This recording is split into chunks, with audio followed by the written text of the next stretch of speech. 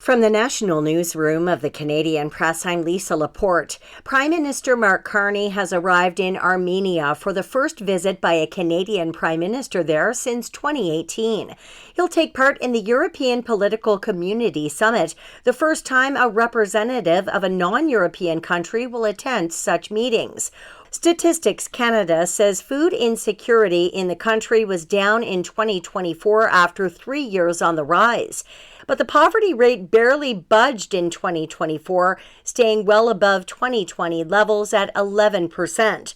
Toronto Metropolitan University Associate Professor Alison Kemper says many Canadians find themselves increasingly stretched with food, housing, and now fuel prices, each being a current problem.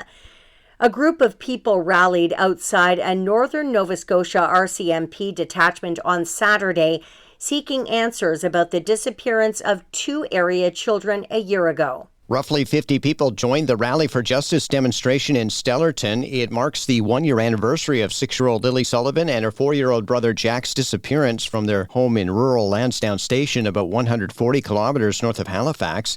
In an interview before the gathering, paternal grandmother Belinda Gray admitted there's still many questions, and she wanted people to start demanding more answers and openness from law enforcement. RCMP Staff Sergeant Rob McCammon repeated that there's no evidence to suggest the siblings had been abducted or that any kind of criminal behavior was involved. Still, he said all scenarios are being investigated. Don Mitchell, the Canadian Press. 2 manufacturers of the abortion pill mifepristone are asking the U.S. Supreme Court to restore access. Here's ABC's Olivia Rubin. A 3-judge appeals court panel, 2 appointed by President Trump, temporarily barring women from accessing the abortion pill mifepristone by mail. The ruling a win for Louisiana, which sued in part on claims the by-mail pill skirted its statewide abortion ban. It's the biggest jolt to abortion policy in the U.S. since the overturning of Roe v. Wade in 2022. A steel beam from the World Trade Center is touring the U.S. to mark the 25th anniversary of 9/11. It's in partnership with the Tunnel to Towers Foundation, which provides free housing to wounded service members and Gold Star families.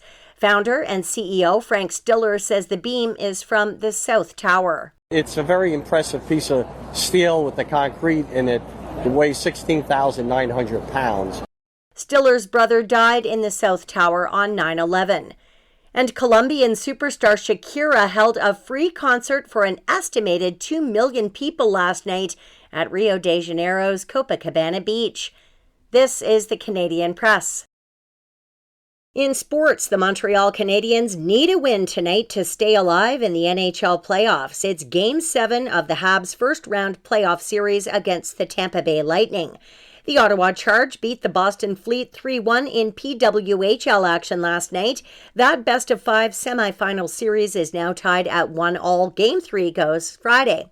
In the NBA, the Philadelphia 76ers eliminated the Boston Celtics from the playoffs with a 109-100 win to win that best-of-7 series 4-3. Tonight, it's do or die for the Toronto Raptors as they take on the Cavaliers in Cleveland in Game 7 of their first-round series. In Major League Soccer action, Atlanta United beat CF Montreal 3-1. And the Toronto Blue Jays wrap up their 4-game series with host Minnesota Twins today in the major leagues.